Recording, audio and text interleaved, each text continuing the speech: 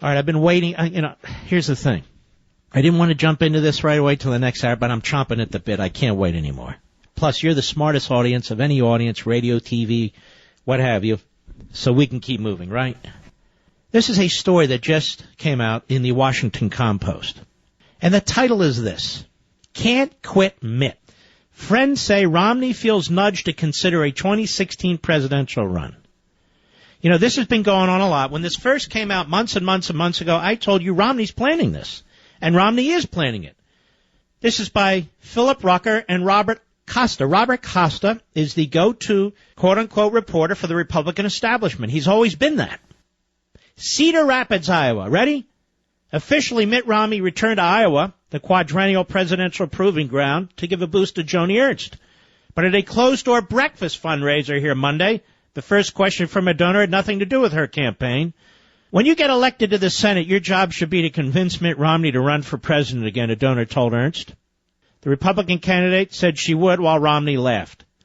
When Romney and Ernst gathered in a West Des Moines boardroom with about 40 agriculture execs Sunday night, one businessman after another pleaded with Romney to give the White House another shot. And at a rally for Ernst in Cedar Rapids on Monday, the state legislator who introduced Romney said if his address was 1600 Pennsylvania Avenue, I'd sleep a lot better. And Romney and Ernst finished speaking. Some activists chanted, "Run, Mitt, run." You know, let me tell you something about these egomaniac politicians. Do you know how many emails I get encouraging me to run for president? I'm serious.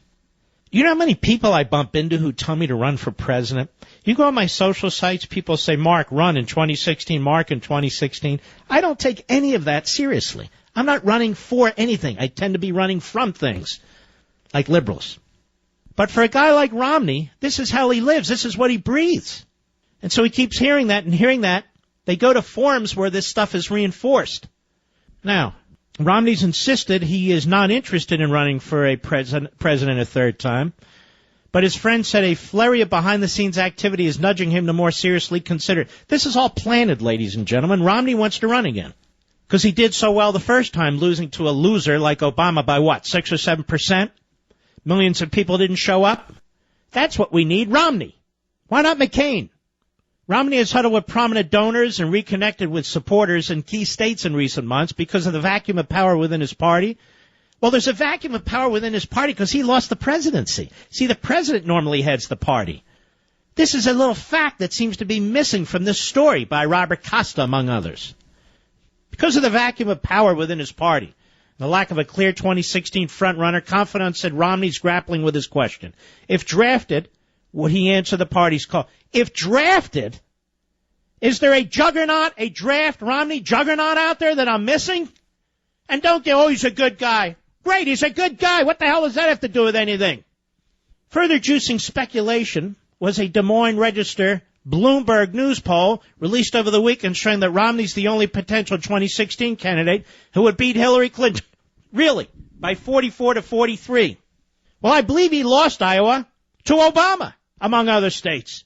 But so what? You got drones in these polls. What if we put up there, would you vote for Abraham Lincoln over Hillary Rodham Clinton? Yes, by 80%. Well, he's dead. He is? People in Romney's vast political orbit who are waiting and wishing on him to launch another campaign. Yeah, the hangers-on.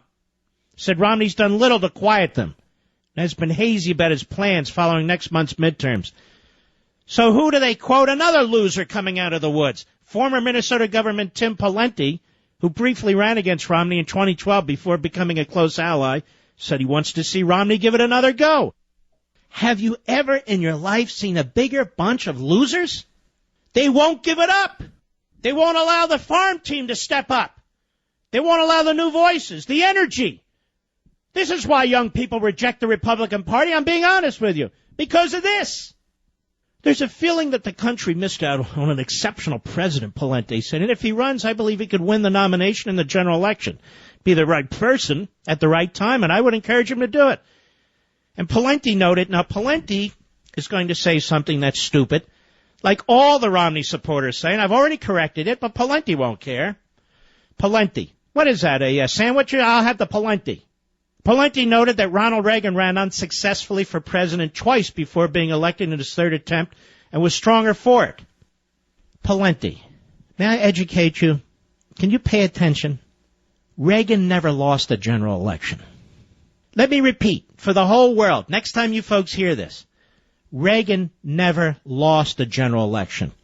2 massive landslides in 2 general elections. Romney was defeated decisively by the pathetic Obama.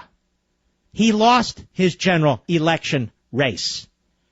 Reagan sought the nomination 3 times and succeeded the last time. Romney sought the nomination twice and succeeded the second time.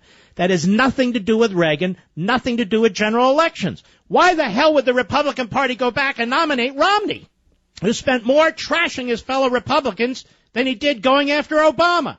And the same loser consultants and contractors and operators will all be scurrying around him. We got to have Romney. And let me remind you of something else. Romney's father, George Romney, was part of a cabal that sabotaged Barry Goldwater in 1964. He, Nelson Rockefeller of New York, Scranton of Pennsylvania, they never endorsed Goldwater, and they went out of their way, among others, these establishment Republicans who could not wrest the nomination away from Goldwater, they went out of the way to sabotage him. And now it would appear that his son, Mitt, is fully prepared to do the same. He says if Rand Paul or Ted Cruz are the likely nominee, one of them is the likely nominee. I'm sorry, folks. I'm sorry to bring you this information. I really am. I'm not creating these circumstances. The rhinos, the establishment, they will not let go. And I know I'm the only talk show host that gets into this, because the others have been told, don't do it, Republican, don't lose audience. And yet they really ought to demonstrate some independent thinking and integrity and confront this, because this is what's going to prevent us from winning the presidency. Or, I should say, if we win the presidency, it'll just be more big government policies. You want to grow the party, you want to win more states, you want to win over young people, you want to get the Reagan Democrats back, you can't get it with a Romney or a Christie or a Bush. You know, folks, I've been a Republican since I was old enough to register to vote. I have fought in Republican primaries for conservatives from day one. As a matter of fact, even before I was registered to vote, 13, 14 years old, I was elected to local office while in law school as a Republican, as a conservative, anti-tax Republican. But I'm going to tell you something. It may shock some of you, but I'm just going to lay it out right now, because if anything, we are honest with each other. If one of these young conservatives is on the way to the nomination, fair and square, and they are sabotaged by some last-minute gimmicky move by the likes of a Mitt Romney, who cannot contain himself when it comes to running for president again. He's not being pulled. He can't wait.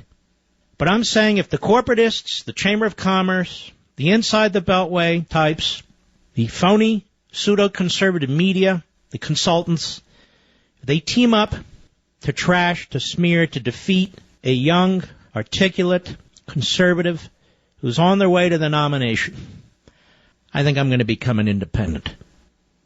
I'm serious about this, and I'll take millions of people with me. The people who are sabotaging the Republican Party are the old bulls and those who are making an enormous amount of money off these campaigns, win, lose, or draw. The Karl Roves and his ilk, those who get enormous amount of face time on TV to tell us only Romney can win, only McCain can win, as they're trashing conservatives. They are complete sellouts. I've had enough to see good, honest people of integrity, citizens, Tea Party activists in Mississippi, accused by Haley Barbour, accused by other Republicans of being racists. Let me tell you something. If there is a conservative Republican, a Ted Cruz, a Pence, a Rand Paul, I shouldn't start naming them, whomever they are, who break away from the field and are headed for the nomination, and then the gang of old, long in the tooth, big government Republicans, moneyed Republicans, come in and try and sabotage that person, I'm going independent. And so it's crucial that we fight them. This is very difficult for me to say. As I said, I'm a registered Republican. I have been since I was, 18, I guess. Was it 18 or 21 back then? I don't know. Whenever I could, I was there. But they are destroying the Republican Party, and in turn, they're making it difficult, if not impossible, to restore this republic and save what's left of the Constitution.